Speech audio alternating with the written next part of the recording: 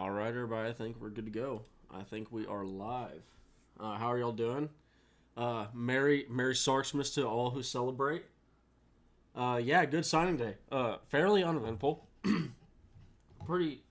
We did lose Aaron Hampton to Alabama, but that's gonna happen every now and then.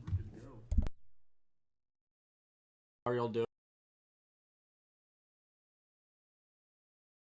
Start hearing myself talking. That freaked me out. But yeah. Uh, so fairly uneventful day. Yeah, I mean, hey, you honestly can't ask for much more. Getting 4 or 5 stars, filling positions of need, uh, just overall good day recruiting. Just want to kind of hop on here and get a little bit of a celebration going. How are you doing, Grady? Let me know if you can hear the dog that just started decide to chirping all of a sudden.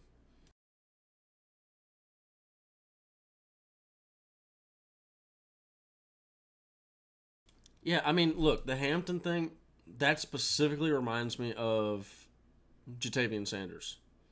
You look at, we probably don't get Jatavian Sanders and thank you, Grady. I figured whip out the Nash at Night vibes. Get the night vibes going.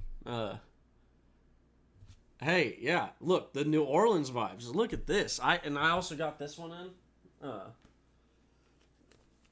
This shirt's fire. That shirt's awesome.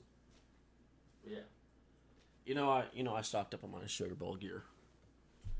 Uh, but what's up, Aiden? How are you doing, man?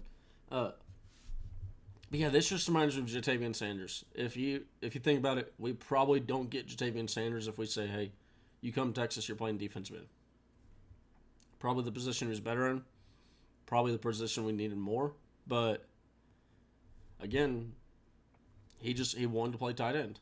These dudes, they want to play offense. They want to play.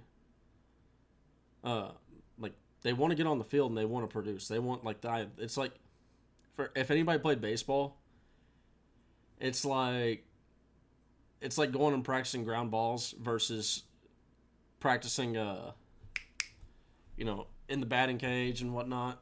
So you always want to go in the batting cage. You always want to do the offense. The defense is the boring stuff. So, but I mean, I'll say this: Jatavian probably there's probably a bigger bag if he's the same level of defensive end that he is at tight end, but he's gonna get a bag at tight end. You need to, Aiden, go watch his high school tape at defensive end. Yes, the dude was he was on the edge running, and they put a screenplay up, and he'd go up and palm the ball one handed and take it to the house. He was a monster off the edge. Where am I getting all my Longhorn gear? The last shirt that I showed you, this one right here, you might notice. Well, that's a little bit of a. Yeah, okay. There's no address or anything like that on there. Yeah, it's a little bit of. How do you say? I might have got it from a website that may have not been official, but it's still the same shirt. Everything is fine. It's actually a very good print quality on there, and I paid $20 less than it did. First off, the Cultural Playoff site, that's where you could have found it. Not anymore. That one is sold out, and actually, because I want to be a good friend.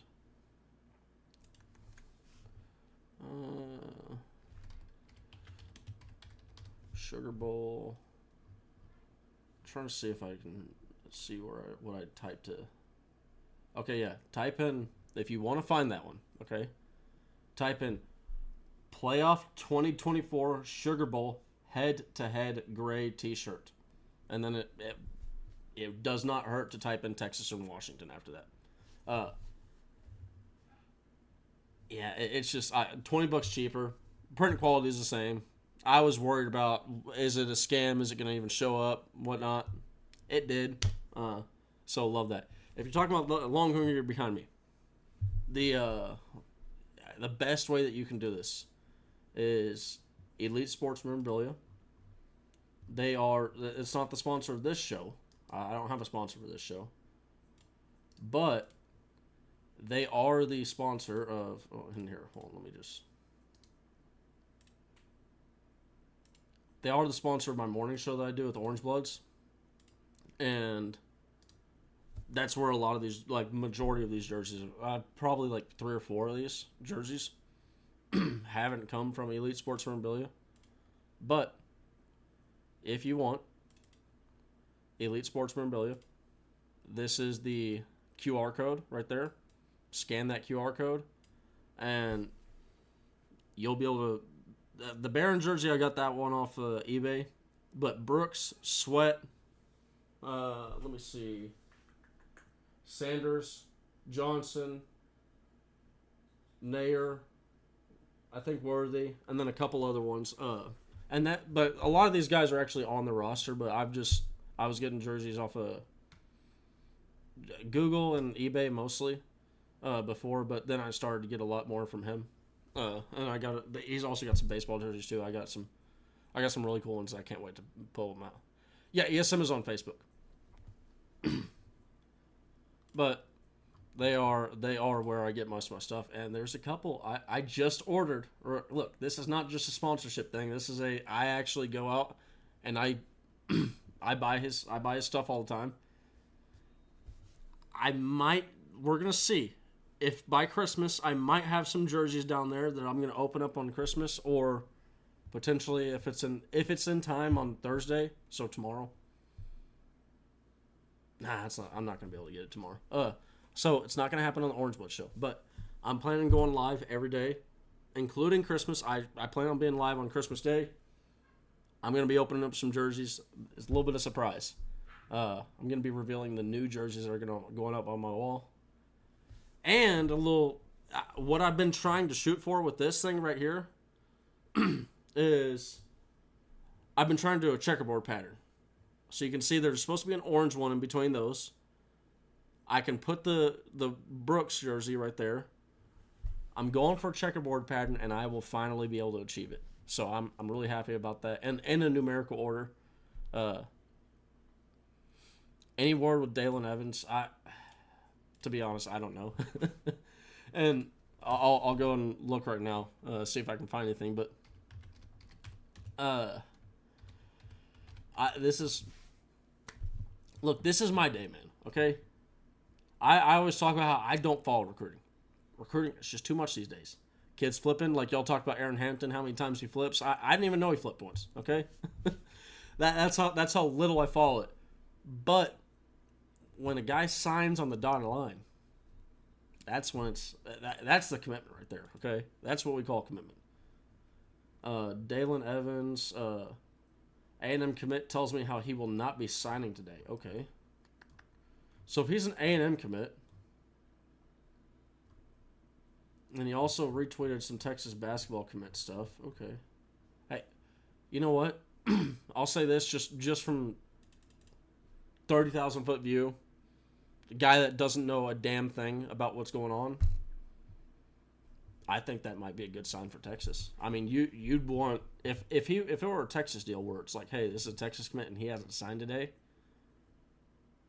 Well, why hasn't he signed?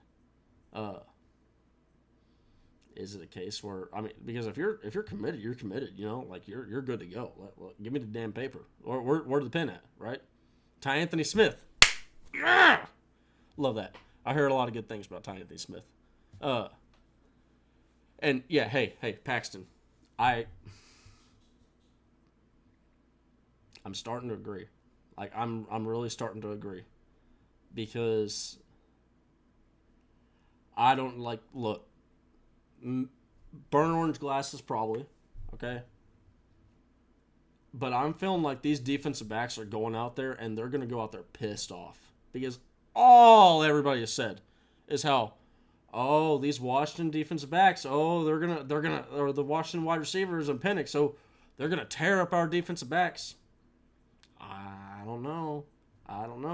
You look at Jalen McMillan and Roma Dunze, rightfully so, haven't been held to many under 100-yard games. in the last 2 years, and you're probably going, Nash, well, whoa. Thought you were just arguing the case for them. Well, I am. You know what team's defensive backs was one of the few teams, I might add, that held both of those receivers to under 60, 70 yards. So, I think that I agree with you, Paxton. And then you go on the offensive side, give Sark a month of yes, sirree. And I'll say this: I meant to be. I hope I remember after this stream is over, because I love my anybody that knows, all right. Might be revealing a little bit too much information, but I'm not going. So my high school team, my coach, really good coach. He actually pitched for University of Texas.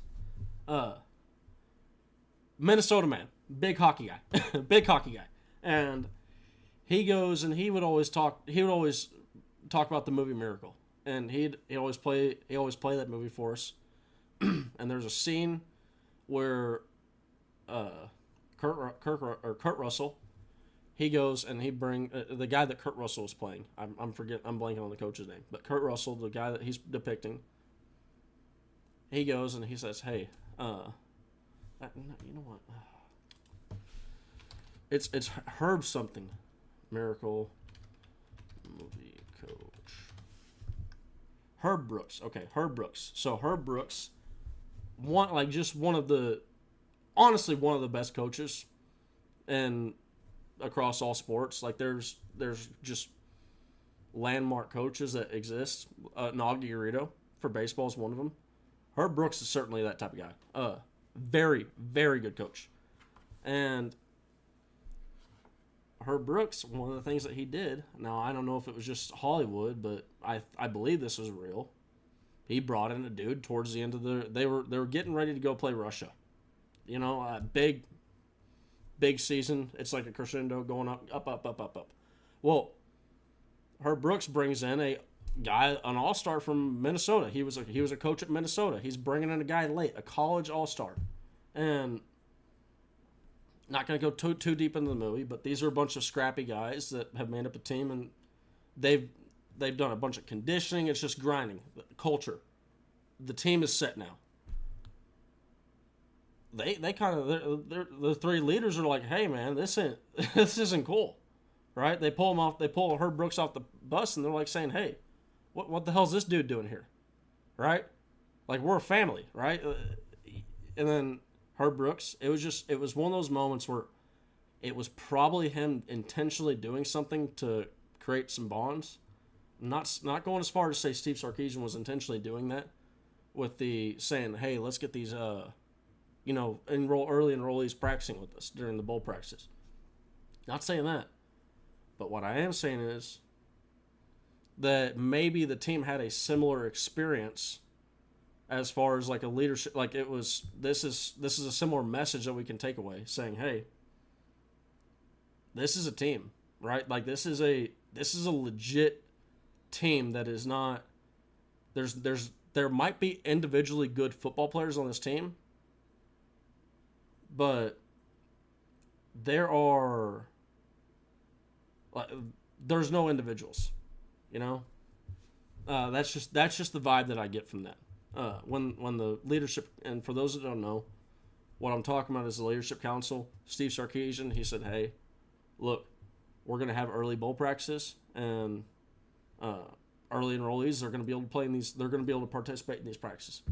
And I believe they're going to be on the sideline for the Sugar Bowl, all that stuff. And then the leadership council was like, whoa, no distractions, nothing new. No, this is the 2023 team. That's 2024. Leave it out the door. And I'm fine with that. I know a lot of people aren't fine with that. I've seen some people react to it saying, hey, they don't like it because there's parents that have wasted money. I have sympathy for anybody that have bought tickets thinking that they were going to go and see their kid on the sideline. Your kid wasn't going to play, but see their kid on the sideline. I mean, it's just, I have sympathy for that. That's a good amount of money. The money, like I was considering going out there. Money's not lost on them. But William, I don't think he said you know, F them kids. I mean, I think it was just simply as, do you think T'Vondre Sweat gives a shit about 2024? No. I mean, I'm just being frank. T'Vondre Sweat probably does not give a damn what the 2024 team does. In comparison to, they have a chance to go win a national championship. Why would you change anything? And I mean, on the other side, if say Sark does allow them to come to practice, okay?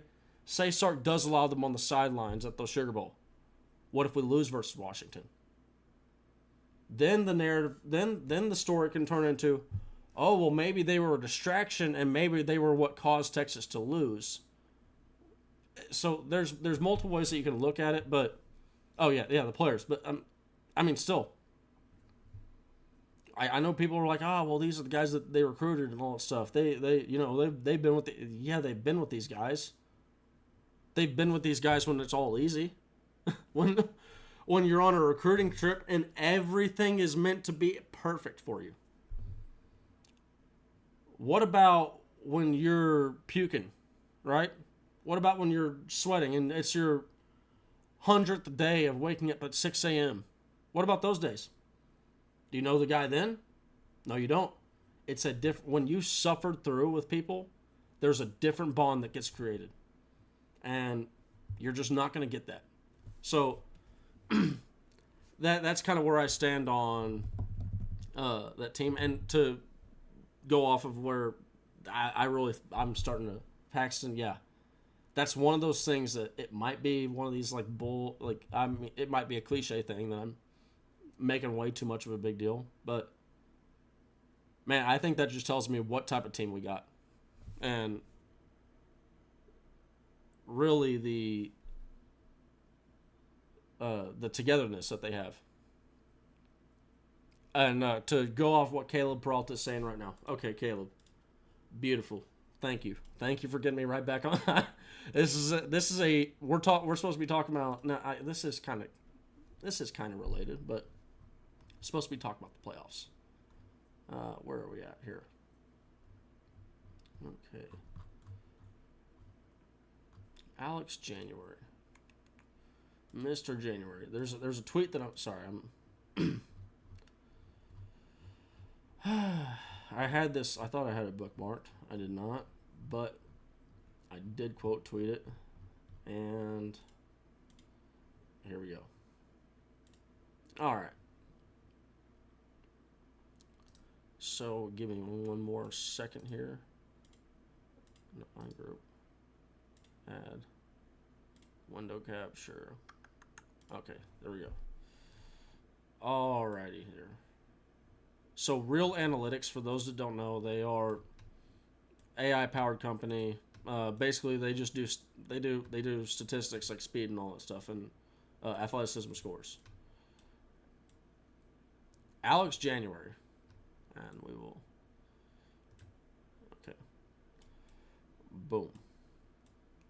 Okay, Alex January has signed. Real Analytics. Alex January signed. They should have a comma there. Real Analytics, number 7 edge in the 2024 recruiting class. This is a guy that, if you go to look at recruiting services, I mean, let me just look up Alex January and see where. What is he on across all services? He's a 4-star and on 3, 3-star and 24/7, 3-star ESPN, 3-star Rivals. So he's pretty much consensus considered a 3-star. Well, this is a dude that if you look at his athleticism score, 85.4. That's 98.6% percentile of edge defenders. Now, okay, so he's not an edge. All right. Well, let's just go on and say, well, what if we consider, right?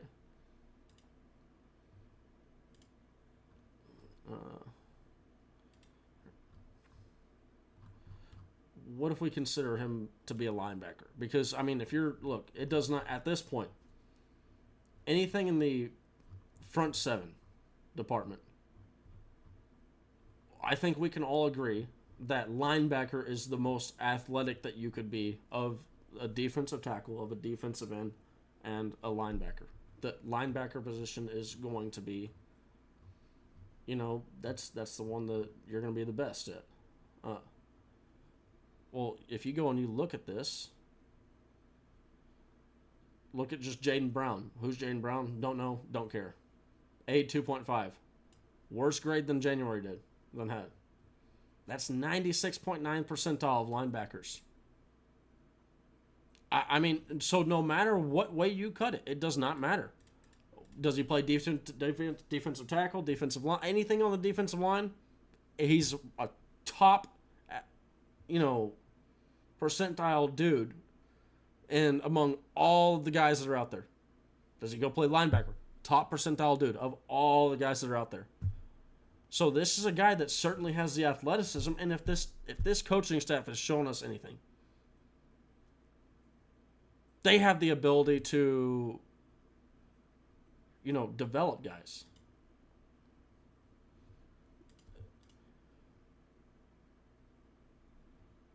Hey, Aiden, thank you very much. I do appreciate that. Hold on, let me. Yeah, we gotta get the donation going. Anything that you want to type in, let me know. If you meant to type something, I'll read it out. Didn't January play baseball full time? So, I have no idea. But it wouldn't surprise me. I mean, if you're talking about a guy with athleticism scores like that, certainly is possibly the case. And yeah, we can go over that, Paxton. I don't see why not. Look, I'm going live for y'all. Okay, this is not. And what I mean by that is you guys get to dictate what happens, not me. What we talk about.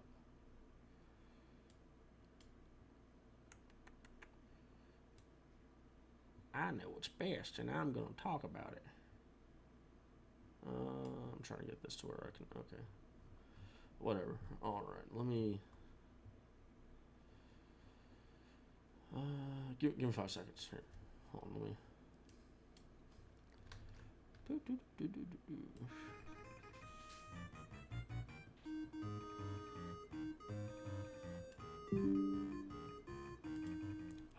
Aiden Fourthman donated $4.99 through Super Chat. Yeah, appreciate that, Aiden. Really do appreciate that. I got the actual audio on late. Oh well. But so we're gonna talk about and when you mean matchups, Paxton, are you talking about cornerback versus wide receiver? Because I don't have the numbers for that right there. Did I watch the press conference? Yes, I did. Was actually going to... Yeah, I really like that. I think I got some good stuff. And by the way, this is a call-in show, so I got to keep reminding myself have I not been in the call? I didn't have Discord up. Okay. If someone was trying to talk to me and trying to call in, I am so sorry. But this is a call-in show, so if you want to call in, here is the link to the...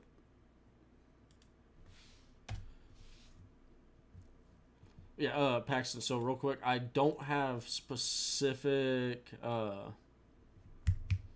position matchups, but I do have some stuff that we can talk about for that here in a second.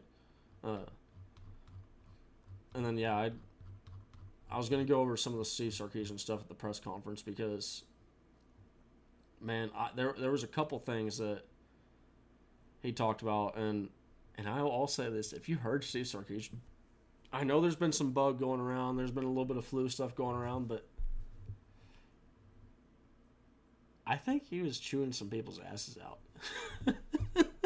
If you listen to his voice,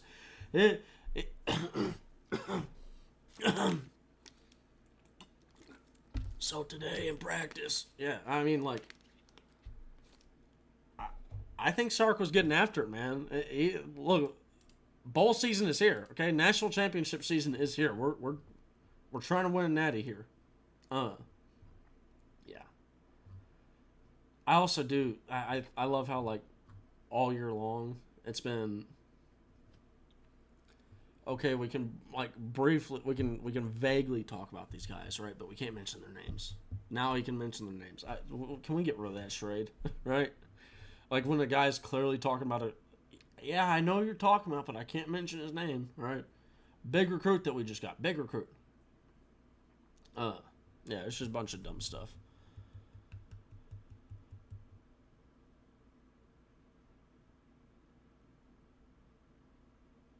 Washington has an edge player that is super good and elite, but there's no film on him. This will be his first game.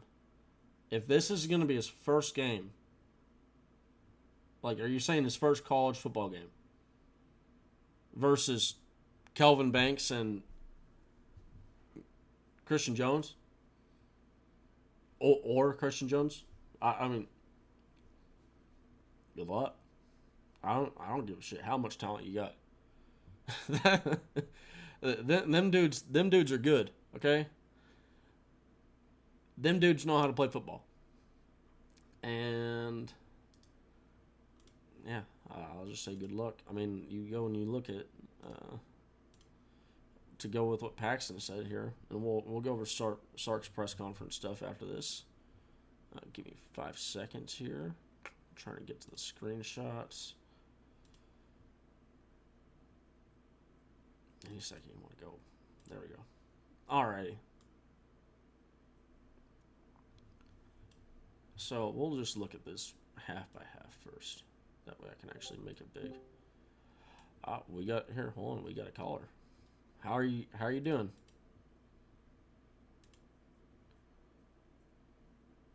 All right. And when you're on you are on mute. Yeah. So there you Hello? go. What's up, man? How you doing, man? What's up, man? I'm the dude that sent the donation. Oh, hey, Aiden. How are you doing? I really do appreciate that, dude. Yeah, it's all good, man. I just wanted to send it out because I like your content. I appreciate that, man. Here, hold on. Let me. I got. So I've got a question about the Sugar Bowl game we have coming up. Mm-hmm. So we all know the biggest thing that we're gonna have to rely on is stopping the Washington offense. Do you think we'll be able to get to Michael Penix without sending pressure? Without sending a blitz? Yeah. So here's the deal with the. I just don't think that they've even come close to playing defensive tackles. Yeah. Like the level of defensive tackles that they're going to be going up against. Yeah. Like here, let me pull it up. If I go to PFF right now and I go to buy position, and I'm looking specifically at the defensive interior guys. Yeah. Here, hold on. Sorry, it's loading. PFF's going to take it, but there's just the amount of pressures that have been generated from Tavondre Sweat and Byron Murphy. It's just it's ridiculous. Yep. And honestly, this is one of the things that's gonna really make the day I don't know, I don't want to say easy, right? Yeah. But for guys like Anthony Hill and Jalen Ford, I mean, Sark's talked about it before. If you go and you watch the film, man, I mean, it's just what happens is these linemen, offensive linemen, they have to sit there and they have to worry about Tavondre Sweat and Byron Murphy, and then what that does is, yeah, there might be a wide open hole, but there's also a wide open hole, and there's nobody blocking our linebackers. So it's just it can be an issue really quickly. And yeah, so Byron Murphy, he's tied for 5th in the country with 40 total pressures. Yeah. And then Tavondre Sweat, he's tied for 16th in the country with 28 total pressures. Just ridiculous. And then when you go and you so if you were to look at how this would rank about the Pac-12. Yeah. The Pac-12, it's and they'd be 1 and 2. They'd be 2 and 3. Yeah. They did play Brandon Dorless, so that's probably something that I might want to go look at a little bit more and see how they did against him. He doesn't compare to Sweat or Murphy, I don't think, at all. No, and he's it's just look the guy that we're talking about, 6'3", 290 pounds. It's just not the same as Yeah. Sweat and Murphy, and Yeah. but then you go to win rate too. Like this is so let me get rid of the minimum pass rush snaps because that's where you can get stuff mixed up. Is T'Vondre Sweat and Byron Murphy are number 1 and 2 for win rate versus offensive lineman. Like T'Vondre Sweat is, and to put the next number that I'm about to say in perspective, I want to say this is what T'Vondre Sweat's number is a ludicrous number. 15.2% of the time he's winning his job, winning the pass rush reps. Yeah. Byron Murphy's winning it one out of every 5 times. It's just that's like for a defensive tackle and to really like to show what I'm talking about here. I want to pull up Chris Jones' stats on for the Kansas City Chiefs. Yep. Because everybody should know it like that. When you talk about pass rusher, like that's probably one of the best ones. Aaron Donald. I mean, these are the guys that are sitting in the 20% range for pass rush snaps and total pressure. So this is, I mean, that's what you want to see. I to get what you're saying about that matchup. I don't think that Washington has played a match because if they have played a matchup, say the Oregon guys at that level, okay? Yeah. Well, here's the problem with that. You got 2 guys that are at that level. Yeah, exactly. That you got to go play against, and good luck. Yeah, exactly. Like you worry about Sweat, then you have Murphy coming in. That's the problem for them. Yeah, it's and then so to I wish I didn't get rid of that because there's a reason why I was on the when I'll let it load it back up again. But the problem is behind them. I mean, I don't know if y'all those that have paid attention to my Twitter recently, you might have noticed I said the name Vernon Broughton because I said that yesterday's stream. Vernon Broughton's a guy that I have really high hopes for next season. Who that number 45? Yes, number 45. Yeah, he's been doing good lately. He's developed well. He's hey, thank you very much, Carlo. Whoa, $10. Whoa, okay, that's crazy. Man, love that.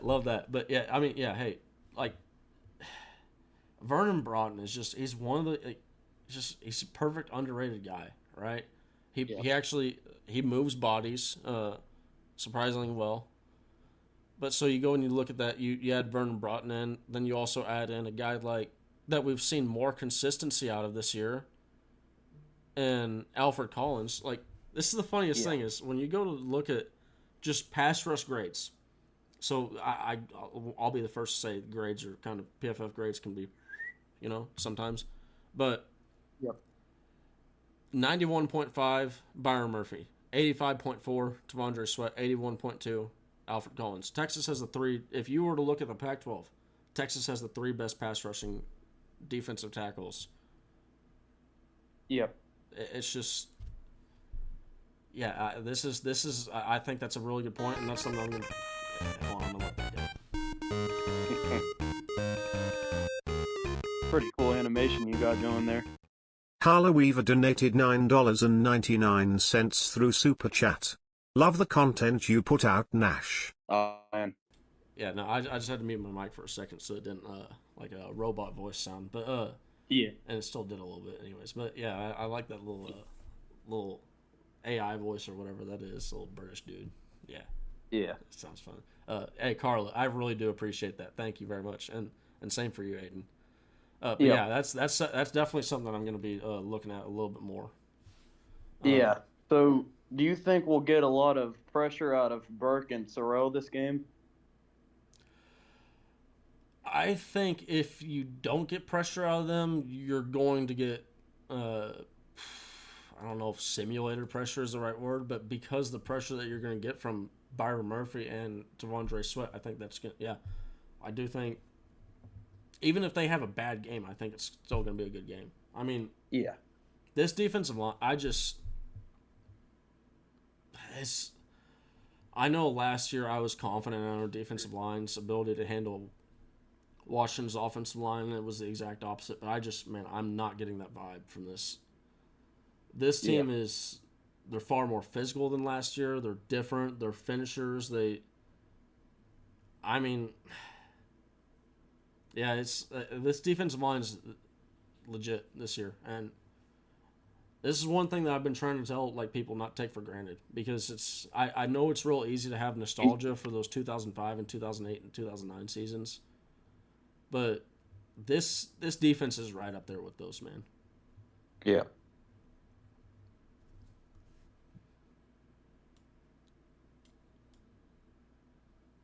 Yeah, so that's definitely a matchup that I'll be looking for further, and I'll probably even be talking about on the Orange Belts live show that I do with Travis and them. You got any other questions, man? I don't really have any that come to mind.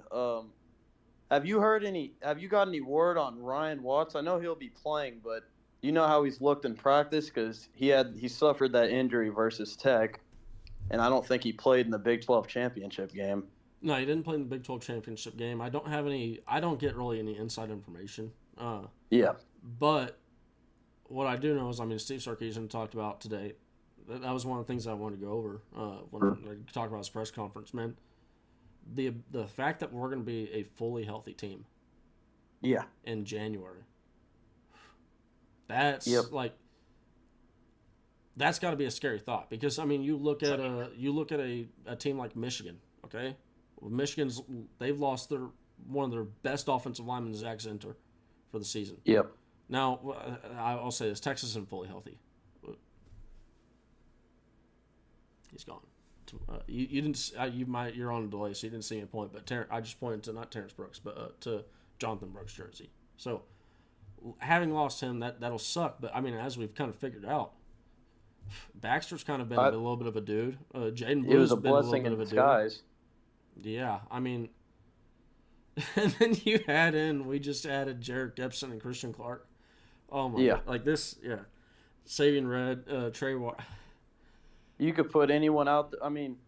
We've got depth for days at running back. At the start of this season, they thought it was going to be our biggest concern, but we've got depth for days there. You go on and we have studs. Embarrassment of riches. It's just, it's so much, and this is one of the things that I've liked about Steve Sarkisian's ability to recruit. I know we're talking about the running back position. There wasn't really many holes, but it's his ability to go, and when there's a hole out there, he'll go out there and he'll solve it. And honestly, kind of like ability to get ahead of some of these holes. Like if you look at this, man, the linebacker room, big position of need. We're losing Jalen Ford, right? Hopefully, if we can get it. I've heard whispers of getting David Benda. If we get David Benda back, that's what we need. There's just, at this point, what it would be is it would turn out to be just a room that has so much young talent, but we're lacking that leadership. If you add in a David Benda who can provide that group leadership, that linebacker room. I got some of the linebackers pulled up right here. Let me see. You got Anthony Hill Jr., Leon Lafau, Darian Gillette, Samaji Burrell, Maurice Blackwell. Those are some dudes out there. And then you even go to some guys that might be able to spin up from the defensive edge. And hey, Master A, defense wins championships 100%. And that's one of the things that's given me faith about this Texas team.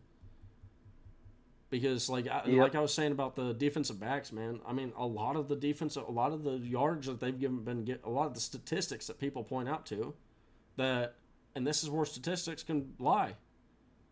Yeah, stats do reflect real life, right? But sometimes you can use them to deceive people. And one of those deceptions is that Texas has given up a lot of passing yards. Well, Texas has also been leading in a lot of games, probably more than any other team in the country.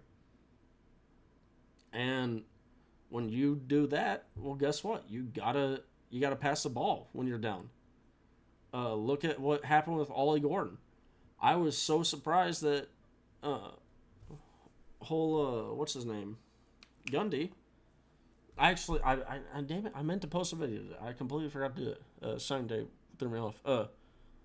I had a video where I was going over the early lines, and I guess I'll post it tomorrow. But I might even post it tonight because it's not nothing that's gonna be big or anything like that. But you go and you look at this, man. Like I had a 5 parlay line where I missed on one parlay, and one of those parlays was probably one of the ones that people would be the most confident in, and that was Ollie Gordon getting over 21 rushes. Wow. He only had 13 rushes versus us. Why? I remember when it happened, I was like, oh my god, this is like by the third drive, Ollie Gordon was out of the game. You go and you look at the drive counts. The first drive that Oklahoma State had on Texas. One pass incomplete, 2 pass incomplete, 3 pass incomplete. Okay, yep. And then what did Texas do? Went down and scored. Okay, and then the next play, they did run Ollie Gordon 3 times, but then they got to then they started passing the ball more, and complete. Texas has scored again. Okay, now Texas up 14-0, and they just, if you look at this, it's 1, 2, 3, 4. What is this? Where is that? 5, 6, 7. Over half of Ollie Gordon's runs were in the first 2 drives. After that, they couldn't run the ball. And a little bit of that was because he did get a little bit banged up. Just a little bit. But at the same time, this is your game, man. And I get the whole banged up argument, but I think that had it been a little bit closer, they probably would have used Ollie Gordon a little bit more. Yeah, and I think a big part of that was like time of possession. You know, we had the football good amount of the game, and we held the ball for a long time. And you also had him throwing his temper tantrum on the sideline where he didn't get in the game for that time for a few plays. I mean, that's part of why he was not getting the ball. Yeah, I mean, and you look at that, it was just he was getting shut down. I mean, he experienced something that not a lot of teams have done to him this year. And he ran all over teams. Yeah, he did have a couple good receiving plays versus Texas, but I mean, at the end of the day, it's just we kind of shut him down. And William, to answer your question, hope the foul plays or not. Jordan Dye, Sark motivating his DBs right now. I think to what I was saying earlier, I don't think he needs to. I don't think he feels the need to at all. I think that if anything, he's just preaching, hey, just go out there and do what you do, and just, I mean, I think that this is one of those things that naturally they just kind of, you know, you don't want to read Twitter or anything like that. You don't want to read the headlines. You don't want to listen to too much, but you're going to hear stuff, right? And it's going to naturally stick. Like, it's just human nature. I think that, you know, this is just some of the natural stuff that they're going to hear. They're going to say, okay, you know what? Put it in my back pocket. Move on. Let me go to work. And William, to what you're saying, I do hope LaFau plays next year. And I think he is going to play next year a lot. Because if you go and you look at one of the best ways and one of the best tellers, one of the best tells of who's going to get on the football field is special teams. Who plays special teams? LaFau he's number 2 on the team in special team snaps. The only person in front of him is Michael Taff. So this is a guy that there is a clear, it's kick coverage, it's punt coverage. I mean, like there is a clear saying, hey, we want this guy to get ready for football. We want him getting ready for the physical. And one of the best ways that you teach a guy that, hey, you want to get ready for the physicality of football, go on punt coverage, go on kick coverage, go where it is just pure. We're gonna bash our heads into each other and do nothing else. But yeah, LaFau, that's a dude that I'm like, yeah, like I was saying, it's not even all just the coverages. When I'm talking about coverage, I'm talking both sides. He's doing kick return, kick coverage, punt return, punt coverage, field goal block. He's not out there on field goal kicks, but would surprise me if he was. Oh, Nash, I've got just one more question before I head out. No problem. What's up? So, the Oklahoma game, which I saw your instant reaction, that was classic for me. But let me get to the question. We prepared for Dylan Gabriel as someone who would just sit back and throw the ball. I mean, we saw it because he kind of ran all over us. Like, do you think that same thing will happen for Michael Penix because he has the athleticism to do so? Do you think he may, start to use his legs during this game? No, not at all. You don't think so? No, and here's the thing: is I like the Dylan Gabriel thing is a little bit overblown. That was like I've tweeted about it multiple times, but you go and you look at. I'm trying to pull up the actual because I have the statistics on here, and I want to be 100% when I say this. But when you go and you look at the runs that he had versus Texas, to give him that chance.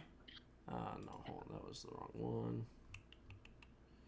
But overall, the runs that he had against Texas, yeah, okay.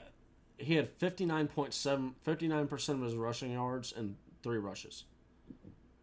Up until that point, he had only run for 47 yards on 12 rushes. Like, this is not... What happened was it was late in the game. Didn't he have that one that broke for like 45 yards? Yeah, but it was... What that was more gap control. That was just people... Yeah. If you watch, I think it was Finkley, just... kind of got lost in the sauce a little bit trying to get after the quarterback, got too wide, and what happens is it leads a wide open hole, and then you actually saw that's the one where he goes up, and honestly, it's one of those things where if you watch, Jalen Ford played a terrible game that game. I'm comfortable saying that, right? Because I know that Jalen Ford is so much better of a football player. He just looked lethargic. He looked like he just didn't look prepared, right? Just call it what it is. But you've watched some of the recent games with Jalen Ford. I don't think that happens again. And those runs don't happen without that happening. And I just, man, we're not – no, we're not going to put a spy out there, not versus Penix. One, because he doesn't run. This is to finally answer your question. But he doesn't run, right? And then you also go the reason why he doesn't run. It's not because he's not. I agree with you. He has the athleticism to do so. He's athletic. Yep. He's a very athletic quarterback. But the problem with Penix is he's had 4 season-ending injuries. I think like 2 or 3 of those have been to the knee. This is a guy that there's like forget about like we talk about Nair trying to shake that injury bug. A lot of times it's like it's hard to shake an injury bug, man, and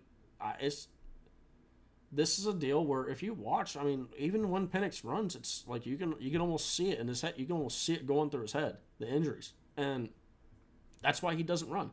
That's why he is a pass first, second, third, fourth times. He really, really, really wants to pass the football only. And then to go back to that Dylan Gabriel point that I was saying, Dylan Gabriel has had a single game over 100 yards rushing. Yeah. And maybe 1 or 2 that were in like the 70 to 80 range or whatever. He's not a running quarterback, and there was just a couple plays that we let him get lost in the sauce. I mean, it's the same thing as Derek Williams kind of losing Drake Stoops in coverage. I'm not worried about Drake Stoops being a better guy that can beat Derek Williams in coverage. I'm worried about can they have the mentality of staying on it the entire time, 100%, because you just can't have those little mental lapses. They will kill you. It's devil's in the details. Yep. And then All plus right, also, man. What were you saying? I was just gonna say, and if you go and you look at like how we've handled Jalen Monroe, Will Howard, Avery Johnson. I mean, when we played and Jason Bean, when we play rushing quarterback, and I will say Jason Bean did get that one run that we did get a little lucky on. We got the fumble out, but overall we've done a very good job holding rushing quarterbacks. So I'm not really worried about a rushing quarterback. If he does, I implore. Look, hey Penix, if you're watching this, baby, please run. Please run. I implore you to. I implore you to. Okay? Stop throwing that football. Run the ball. Okay? We won't injure you, but we will win. We'll tackle you, but we'll try not to injure you. No, hey. No, look, if he's running the football, you leave that guy on the field, okay? You do not injure that guy. That's the mentality we want. But let me see. Trying to. You got barbecue back there, and you didn't invite me. Hurt my feelings.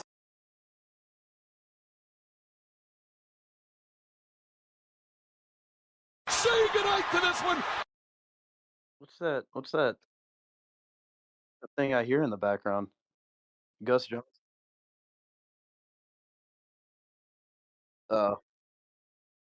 Say goodnight to this one.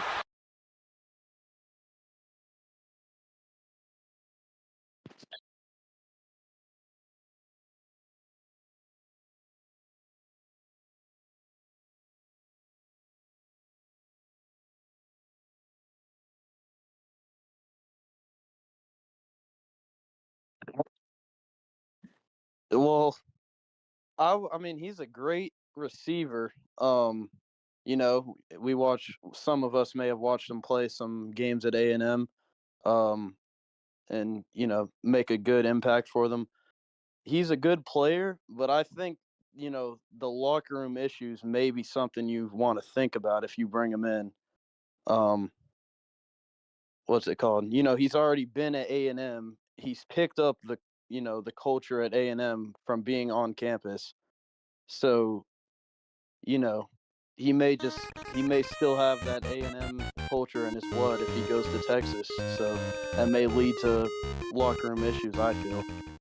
Chris Thomas donated $1.99 through Super Chat. Evan Stewart or McKinley? Ketch a hater. Alabama. Yeah, and my bad, people. I did have myself muted a little bit. I mean, look, I think that I think I talked about it a little bit last night with on Jaden Blue, because I think this is one of those things that, like, unless you're in house, you never really know what the issue is. So, yeah, I don't know. I think at this point, if if the staff was willing to take them, I think that this is a situation where I'm willing to give it a pass. I'm willing to say, you know what, that was probably a little bit overblown. People were overreacting to whatever was happening at A&M. It was probably something to do with Jimbo Fisher, just being completely a buffoon, to be honest, like running the program into the ground.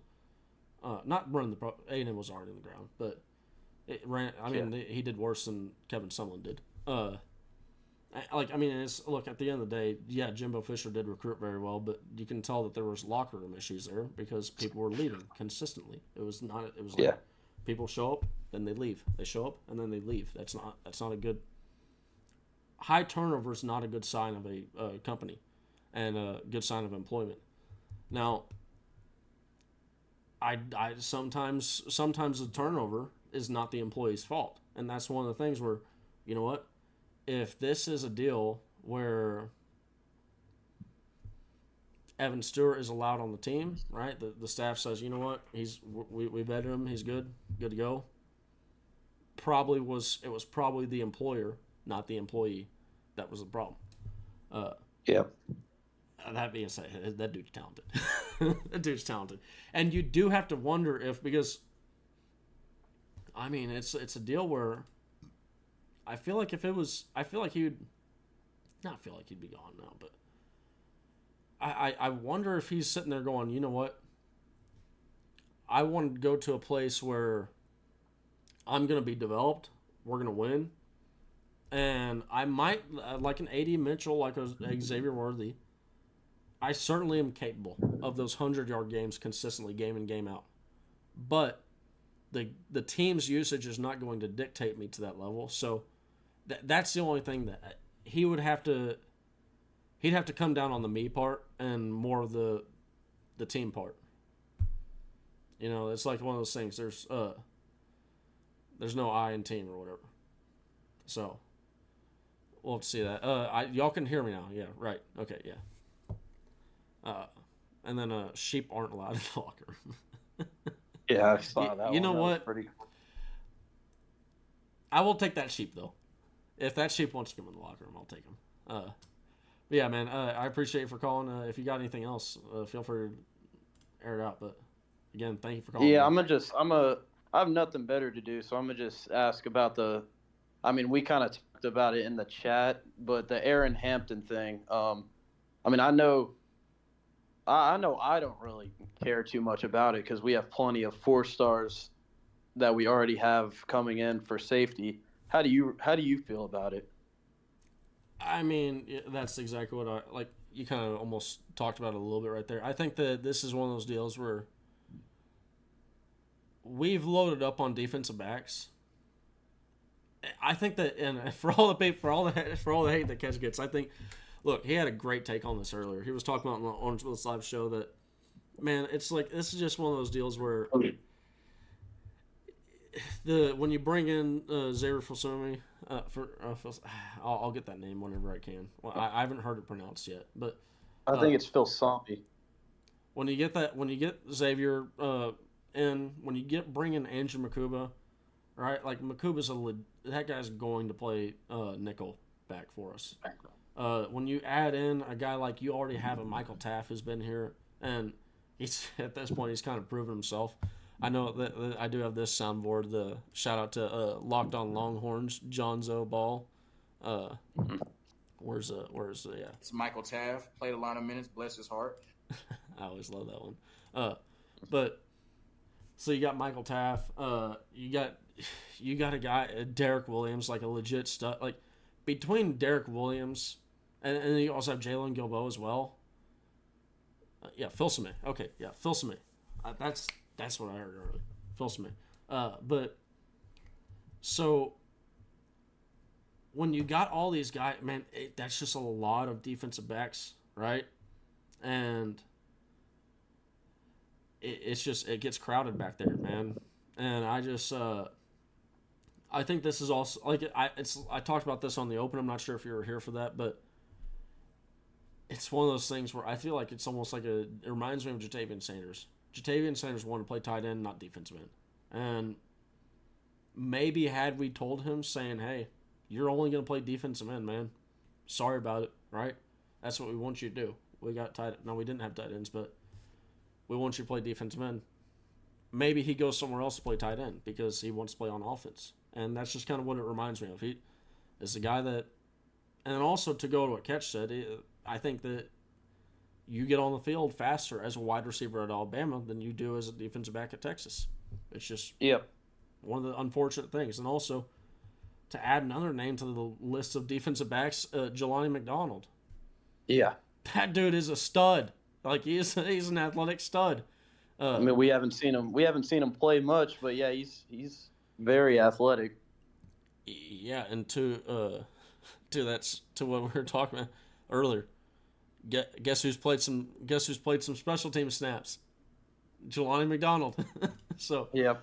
That's definitely a guy that I'm watching out for, man. And Nolan, what's up, man? How are you doing? Good seeing here. Yeah, DBs do kind of get hurt, but that does kind of come with the nature of the position. But at the same time, man, I think that the staff kind of knows who they want to play, and I don't know. I think this is one of the things that we can read in between the lines a little bit. Yep. So, yeah, I mean, at this point, this is just a comment. This isn't really a question.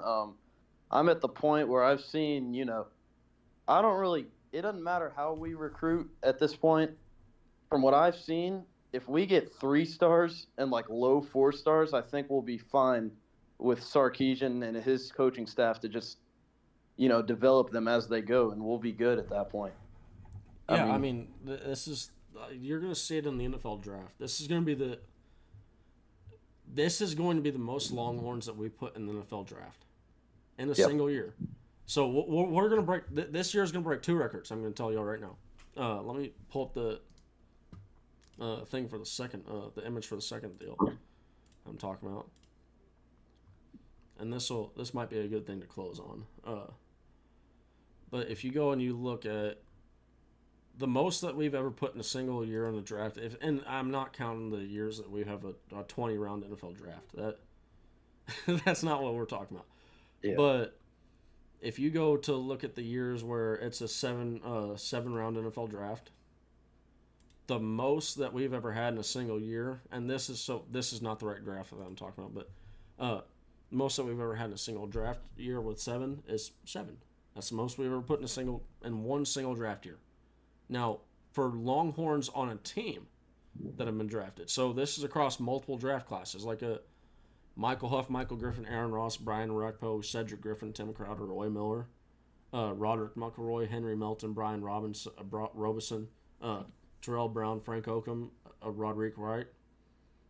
Those guys across all different across multiple draft classes were on the same team. That's the 2005 team is the team that's had the most NFL players on a single team. Yep.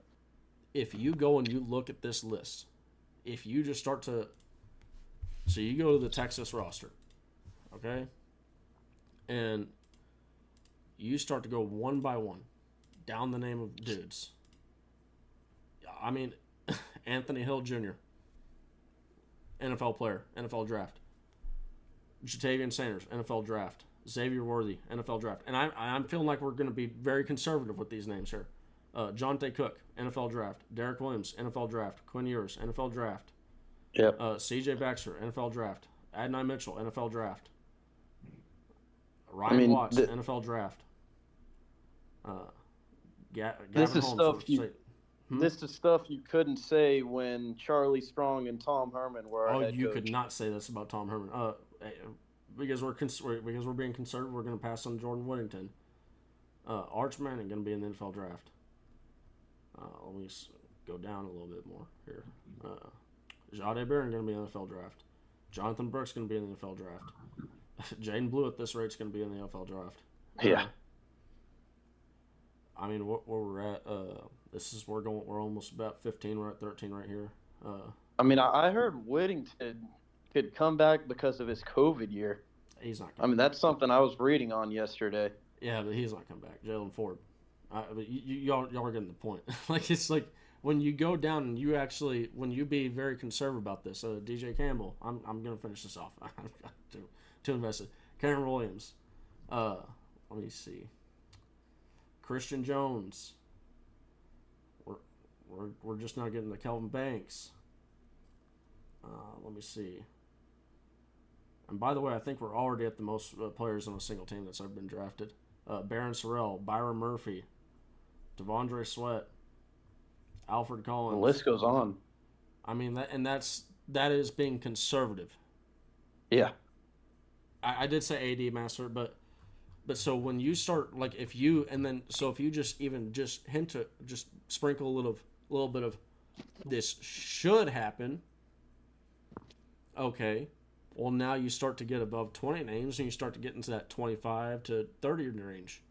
And then when you sprinkle in the, oh my goodness, what if this happens?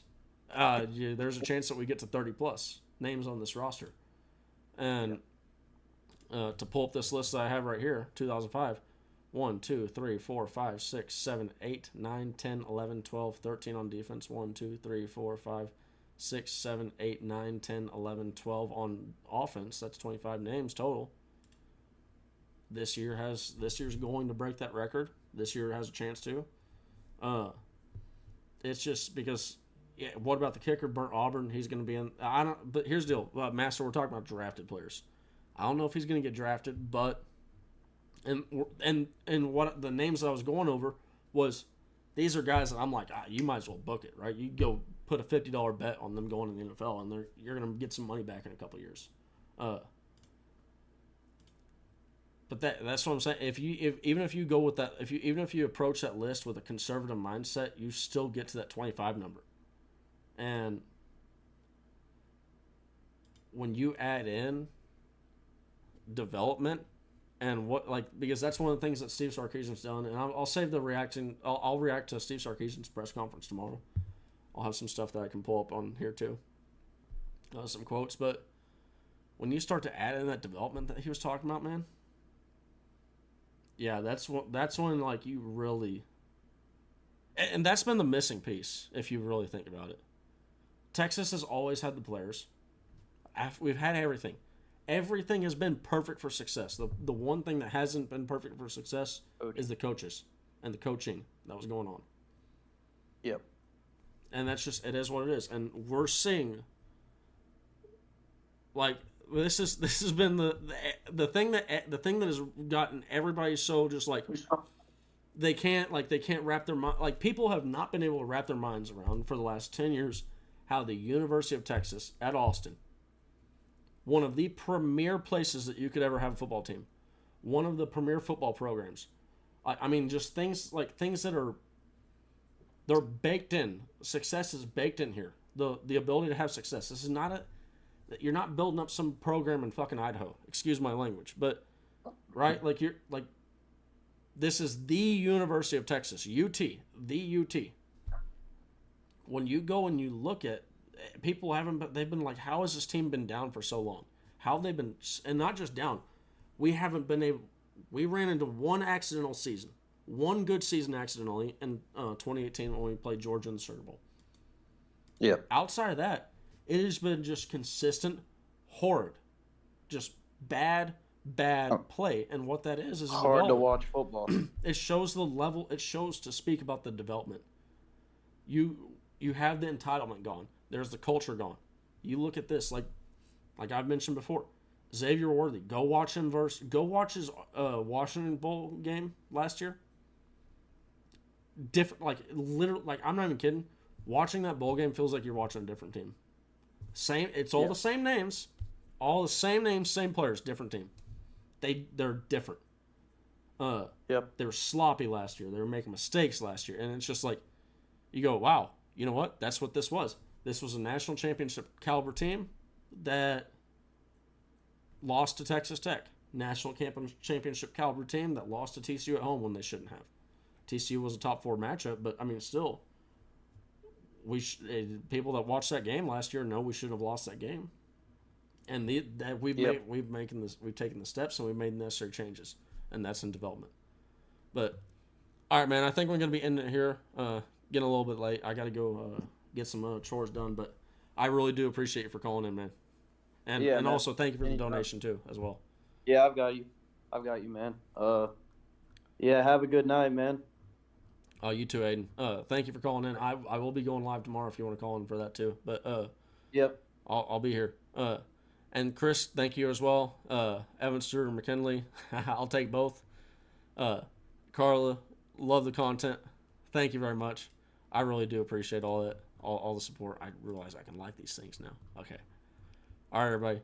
Hope you all have a great day, and Merry Sarksmas. We got a little bit, I think, signing day part 2 tomorrow, but should be very uneventful for Texas. All right, everybody. Hook. All right, see you, man.